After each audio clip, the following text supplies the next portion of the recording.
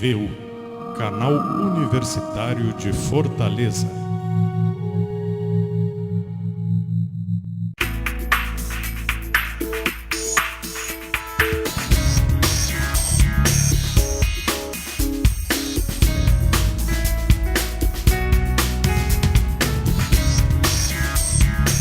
Apoio cultural, Aspec Informática, a marca da evolução na administração pública. Revista Ceará e Municípios, integrando a capital com o interior. Olá, amigos, estamos de volta com o programa Boas Práticas de Gestão, continuando a entrevista da semana passada com o secretário de Gestão Estratégica do Ministério da Saúde, Odorico Monteiro de Andrade. São temas muito importantes, né? Muitas ações dentro da pasta dele, que nós não gostaríamos de privar o nosso telespectador de conhecer melhor como funciona essa secretaria. O secretário Odorico, nós não falamos da ouvidoria itinerante, né? Eu gostaria que o senhor começasse, né, o segundo nosso programa, falando sobre a ouvidoria itinerante, inclusive fluvial, não é isso? Um avanço bom nessa área. É importante, Silvana. Naquela perspectiva dessa parceria nossa, dentro da ouvidoria ativa, que a gente quer ouvir os municípios, que a gente quer ouvir o cidadão, à medida que a gente detecta várias demandas da ouvidoria com determinados problemas em algumas áreas, aí nós fazemos o que nós chamamos de ouvidoria itinerante, principalmente na região amazônica, onde nós temos a população com muitas dificuldades de acesso ao serviço de saúde em várias áreas e até de comunicação. E aí a gente tem uma parceria com os estados da região amazônica e com alguns municípios, onde a partir do nosso sistema fluvial, né, inclusive nós temos postos de saúde fluviais, né, estamos estruturando a estrutura do SAMU, que aqui funciona com ambulância, lá funciona com barco. Não, com barco, ambulância, ou seja, e barcos da saúde. Então, nós agregamos dentro desses sistemas assistenciais fluviais a ouvidoria ativa para ouvir essa população ribeirinha que mora na região amazônica. Ok. Agora, secretário, o Ministério da Saúde também implantou uma política de promoção da equidade, né? É um outro avanço. Essas políticas também fazem parte da sua secretaria, não é isso? Isso, Silvana. Dentro da nossa secretaria, nós temos um departamento, que é um departamento de apoio à gestão estratégica e participativa naquele componente da relação com os movimentos sociais. E nós temos várias políticas importantes que o SUS cria possibilidade de acolher as demandas da sociedade em várias áreas, e em alguns casos a gente formatar políticas específicas. E aí, nesse sentido, nós criamos comitês em Brasília. Esses comitês reúnem segmentos da sociedade civil com segmentos dos estados para a produção de políticas que muitas vezes são intersetoriais, envolvem mais de um ministério, e políticas que são setoriais para a saúde. Nesse sentido, nós já formulamos várias políticas. A política de saúde da população de rua, porque a população de rua ela tem uma especificidade que o sistema de saúde tem que perceber em várias situações. Por exemplo, em São Paulo, entre a Praça da Sé e o Brás, que é um bairro importante de São Paulo, tem 10 mil moradores de rua. E muitas vezes são pessoas que já construíram toda a sua vida de rua. Então, o sistema de saúde tem que ter uma interlocução com essa população. Saúde da população negra. Existem várias situações importantes. Antes de entrar na população negra, Rodrigo, eu já estou aqui afiadíssima para lhe fazer essa pergunta, que você falou na população de rua. Isso. E eu gostaria de saber a política do Ministério para os drogados, né? Isso. Que a maioria é população de rua também. Pois é. Então, é importante até a gente separar um pouco, porque você tem um conjunto da população de rua que vive em situação de rua, mas que não usa drogas. Sim. Isso é importante. Então, são pessoas, inclusive em Brasília, você tem vários cearenses que saíram daqui por várias situações e moram em Brasília, e dentro de Brasília eles têm a condição de moradores de rua, mas que alguns deles têm casa, só que não tem a estrutura fixa, tem uma estrutura mais nômade, né? E que estão fazendo, inclusive, transição. E você, com o crack, que é algo recente, né? É importante que a gente tem que entender que o crack, de certa forma, é um fenômeno novo, mas que muito agressivo, e aí criou uma nova população de rua, que é aquela população usuária de crack. Que é importante a gente entender isso. Por isso que quando a gente trabalha a saúde da população de rua, nós temos que entender que tem a população de rua que não é usuária de droga, e você tem a população de rua que é usuária de droga. Por exemplo, no caso de São Paulo, muitos são catadores. São catadores de lixo que têm, inclusive, já se estruturaram com cooperativas, fazem do meio da rua o seu ambiente de moradia e de sustento. Então tem isso. E, aliás, isso é um fenômeno mundial. Londres tem moradores de rua, Nova York tem moradores de rua, e muitas vezes estabelece relações. Paris tem moradores de rua. O Emaús de Paris, por exemplo, tem uma relação de trabalho muito forte com os moradores de rua de Paris, em várias situações. Mas o crack nesse caso, ele está criando uma outra população de rua, inclusive criando esses espaços que são chamados de cracolândia. Essa política hoje é um desafio para todos os governos do Brasil, um desafio para os municípios, é um desafio para os governos estaduais e um desafio para nós do governo federal. Nós entendemos que essa política ela tem que ser intersetorial, ela tem que envolver vários ministérios e envolver várias secretarias de Estado e várias secretarias de município. Nesse sentido, nós estamos trabalhando, nós estamos chamando do pacto, né, interfederativo contra as drogas. Então, já assinamos, inclusive, esse pacto aqui com o governador Cid Gomes, na época, com a prefeita Luiziane Lins, que vai ter continuidade agora essa política com o prefeito Roberto Cláudio, tá certo? Envolvendo o Ministério da Educação, atividades para as escolas, que nós temos que trabalhar na parte preventiva, o Ministério da Justiça, pegando um componente de apoio à polícia, no sentido da segurança pública, como também a questão de inteligência para trabalhar a questão do enfrentamento da comercialização. Então, isso é uma coisa importante. Aliás, a doutora Socorro França foi nomeada, não é? Assessora especial de políticas. Isso. Só para...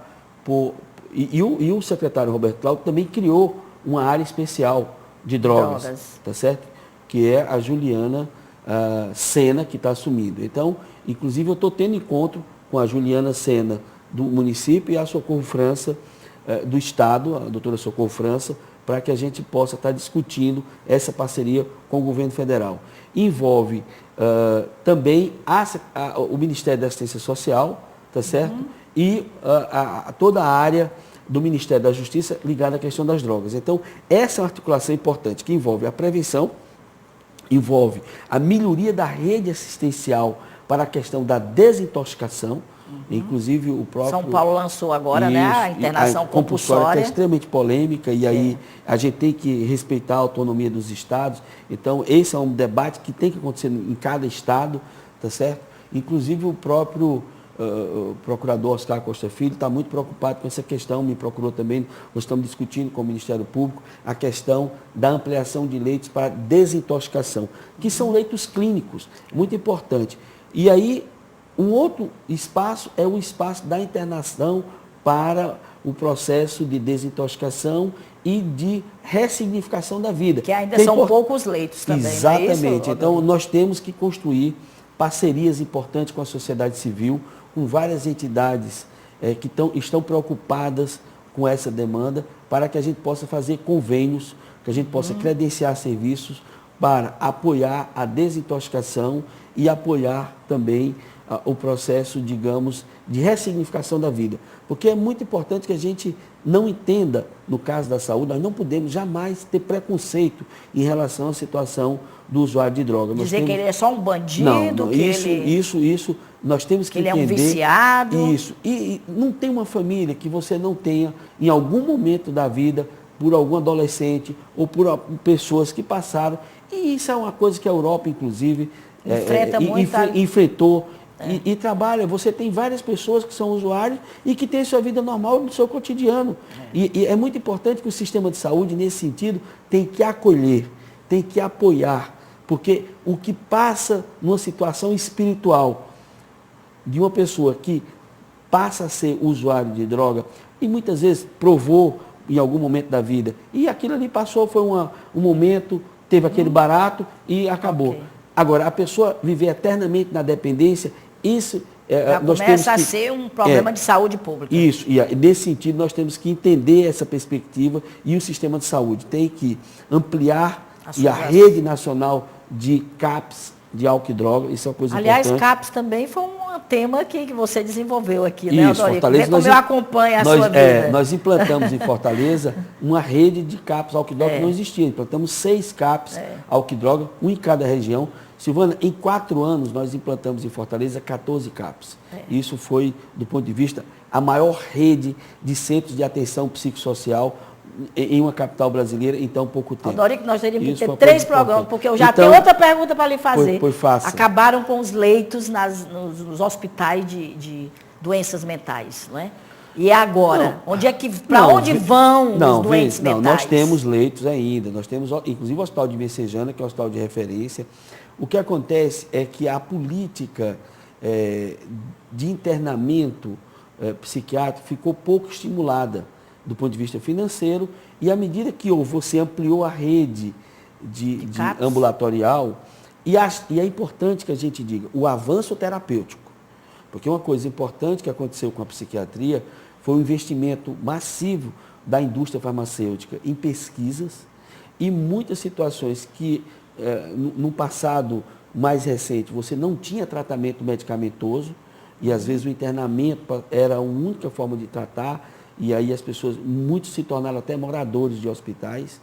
Houve também o envolvimento das famílias, políticas de direitos humanos e a própria legislação brasileira avançou muito no processo de humanização do atendimento ao paciente psiquiátrico. Vamos avançar, porque são muitas as perguntas. Nesse sentido, nós conseguimos avançar, mas ainda temos o Hospital de Messejana, tem alguns hospitais privados que têm atendimento à população privada, alguns conveniados com o SUS. Mas é bom você cuidar, porque tem muita gente reclamando disso. Não, mas qual é o desafio? Não tenho dúvida. Qual é o desafio hoje? É ter leito de psiquiatria em hospital geral. Até para os momentos de crise, não é isso? Mães que estão desesperadas, porque no momento de crise não tem onde a emergência de psiquiatria, ela é uma emergência necessária, porque na hora de uma crise, na hora de um transtorno agudo, você tem que ter aquele acolhimento para que você possa processar.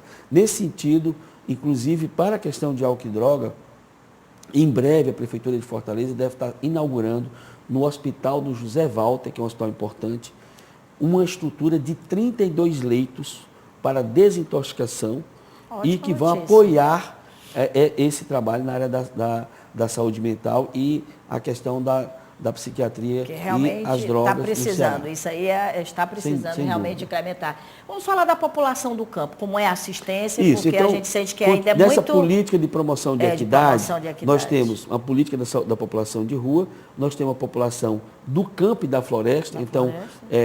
Nesse caso, às vezes as pessoas acham que quando a gente fala de saúde indígena, a gente está falando da região amazônica. Não é verdade.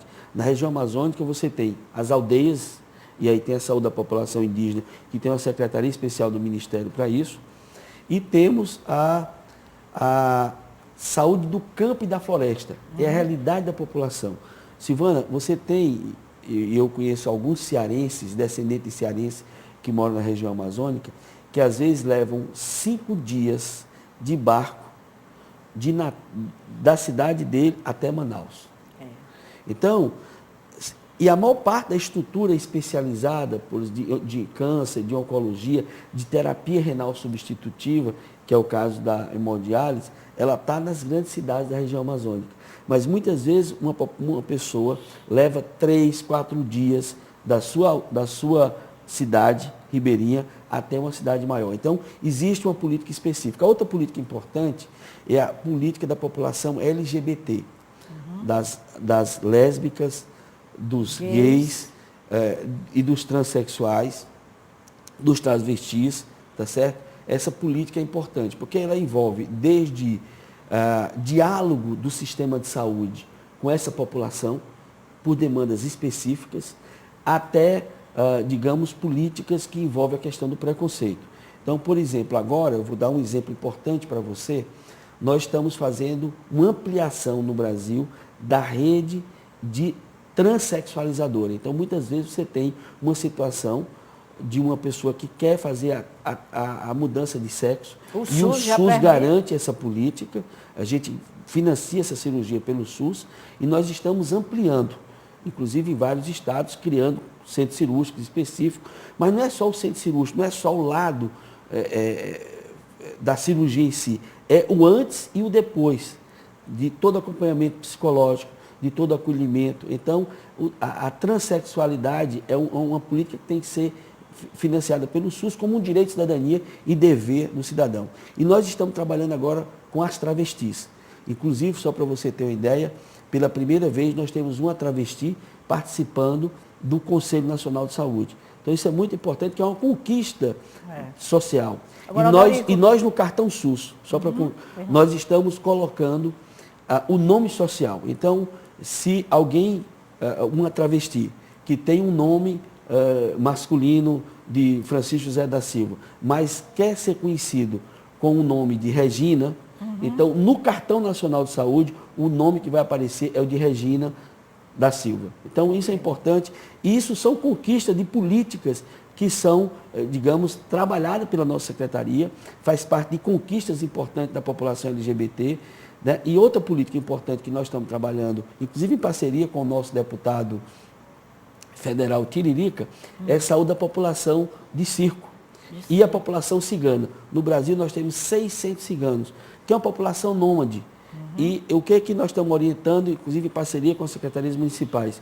Quando o circo chega na cidade, aquele circo vem de uma cidade para outra. O circo tem gestante, tem idoso, tem criança, tem hipertenso, tem diabético. Então a nossa orientação é que quando o circo chega na cidade, a equipe de saúde da família daquele território que o circo se instalou, visite o circo, faça o cadastramento daquela população e veja em que o serviço de saúde pode apoiar a gestante, o idoso, um acamado.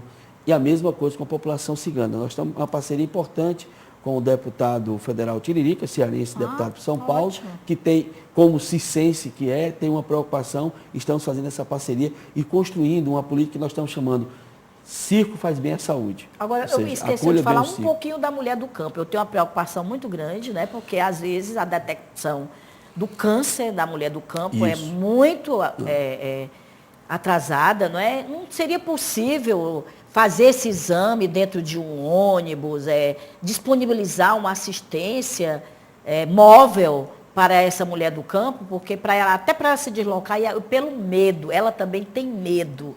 Eu já entrevistei algumas pessoas e elas têm medo de fazer o exame e acusar a doença. É preciso também ter um trabalho de educação no campo para essa mulher. Você percebeu a questão? Sem dúvida, Silvana. Eu aproveito e agradeço a você ter essa lembrança, que, aliás, nessa política da população do campo e da floresta, tem um destaque especial às mulheres camponesas que se organizam, inclusive tem a Marcha das Margaridas, que ocorre todo ano em Brasília, inclusive a presidenta Dilma tem recebido as mulheres da marcha, e uma das preocupações dela é exatamente essa que se abordou. As mulheres camponesas, e eu fiz inclusive um exercício com os prefeitos do Ceará, os novos prefeitos, os novos secretários, mostrando o seguinte: a mamografia. O nosso grande desafio é reduzir a mortalidade por câncer de mama, porque o câncer de mama a gente não consegue prevenir o câncer. A gente pode prevenir a mortalidade. E aquelas mulheres que, se não tiverem acesso a uma mamografia de rotina, são essas mulheres que vão morrer. E as mulheres camponesas, aquelas que estão distantes dos grandes centros, se a gente não tiver uma política de levar ativa, até elas, exatamente. Então, eu fiz vários exercícios. Então, você pega uma região aqui, se você pensar, eu vou aqui dizer de qual uma região que eu conheço, vamos pegar Iguatu, aquela região todinha. Iguatu, Jucás, Cariús, Saboeiro, Acopiara, Catarina, Mombaça, Piqué Carneiro, Irapuã Pinheiro. É mais ou menos o desenho daqueles municípios que estão nessa região. Essa região só tem mamógrafo em Iguatu. Tem 2 mamógrafos, um privado e um público.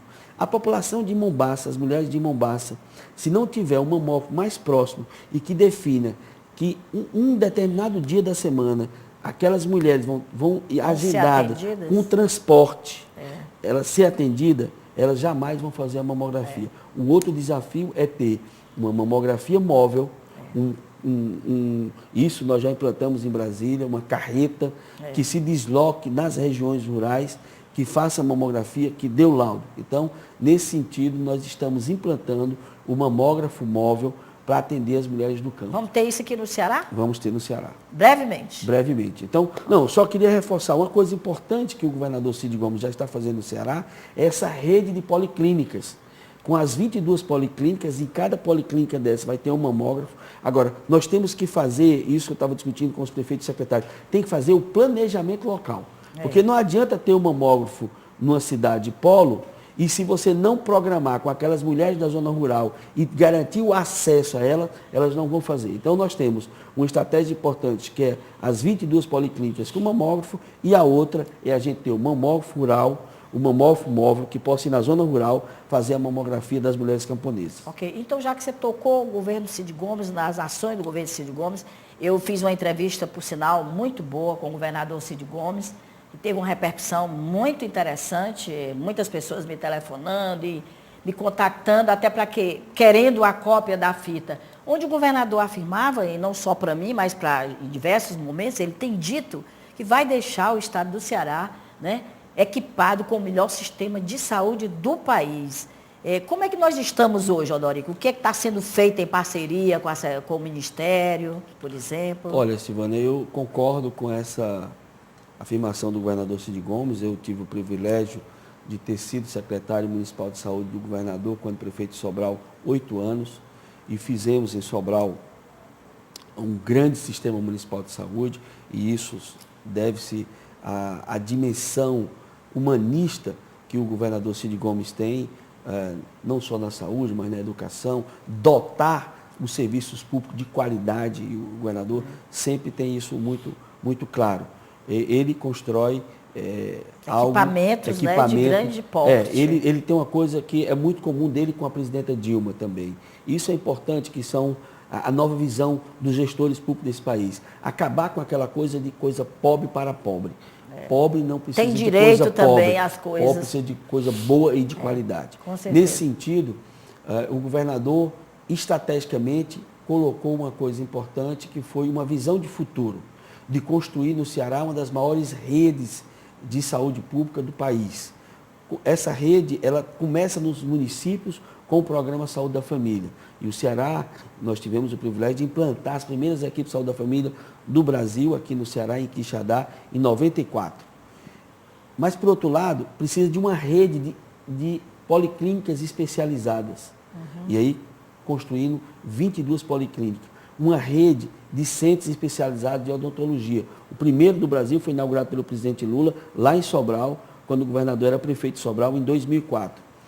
E hospitais regionais, desconcentrando a grande demanda do sistema de saúde de Fortaleza, onde praticamente todos os hospitais de alta complexidade só existiam em Fortaleza, agora criando hospitais regionais. Um já inaugurado em Juazeiro, o outro inaugurado em Sobral, e o da região de Xaramubim, da região do Sertão Central, que em breve deve ser inaugurado no próximo ano.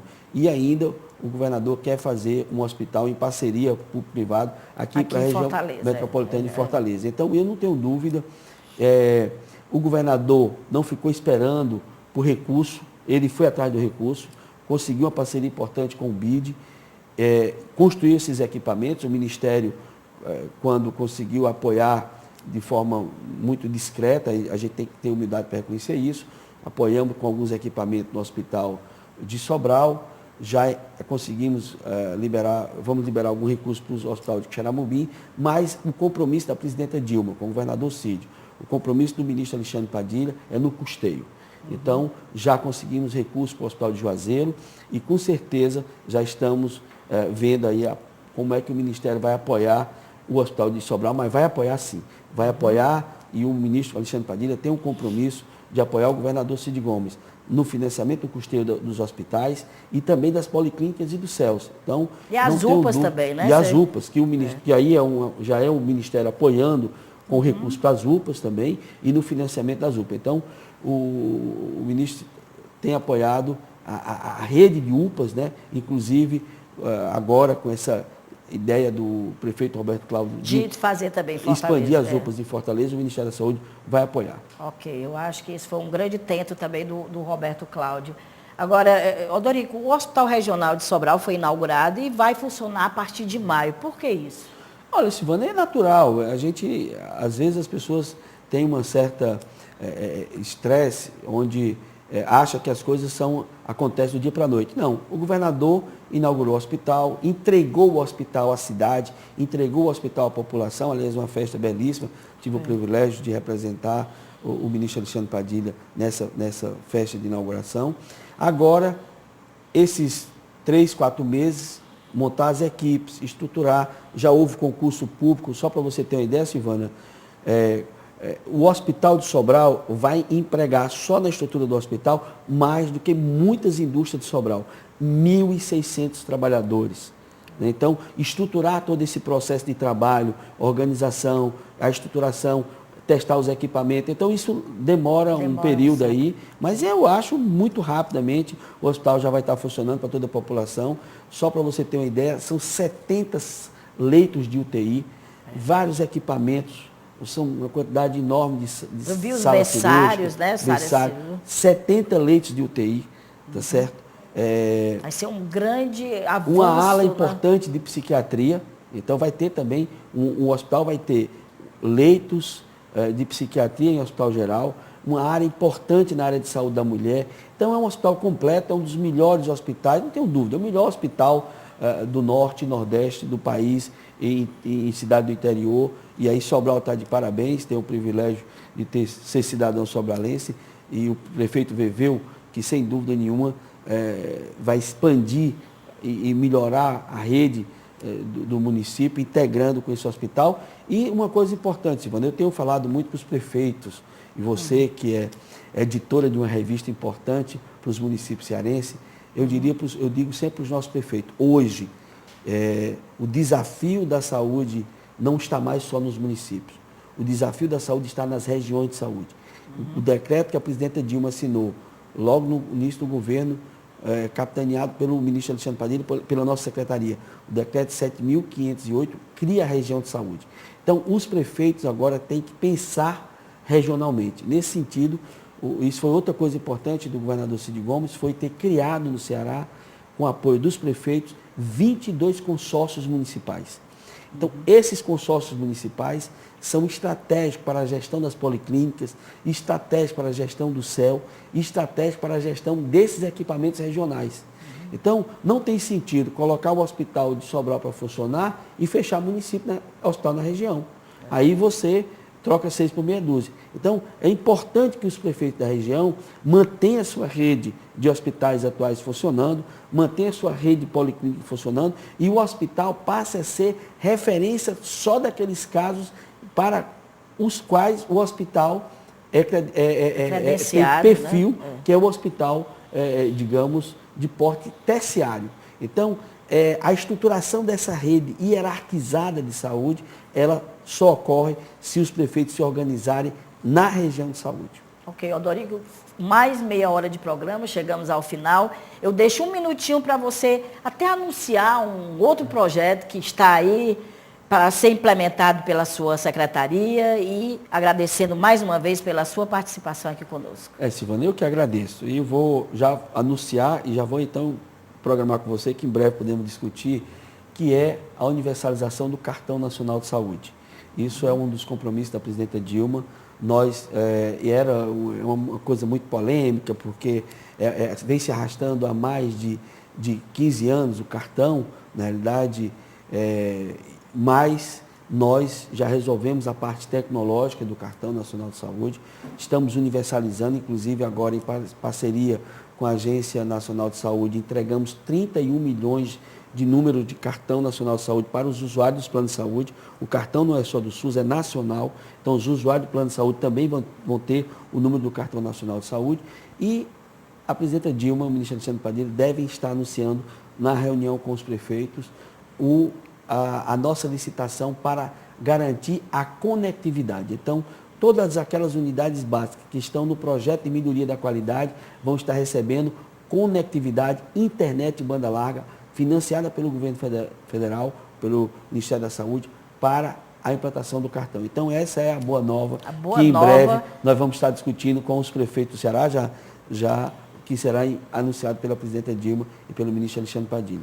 E vamos implantar o prontuário eletrônico nas unidades básicas. Então, o cartão é um conjunto de ações, procedimentos que vão ser feitos em parceria com os municípios. Ok, muito obrigada mais uma vez, secretário Odorico, e agradeço a você, telespectador. E não esqueça, o nosso programa vai ao ar todos os dias pela FGF TV, canal 14 da NET. Obrigada pela sua audiência e até a próxima, se Deus assim nos permitir. Até lá.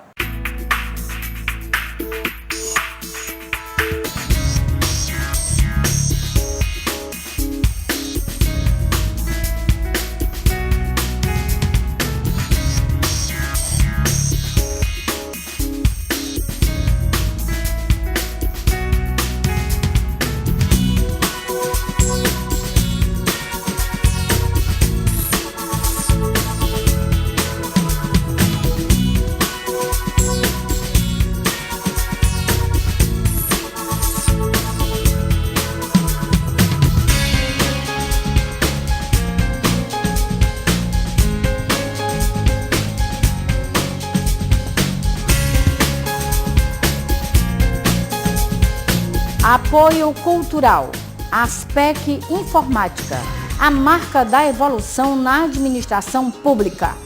Revista Ceará e Municípios, integrando a capital com o interior.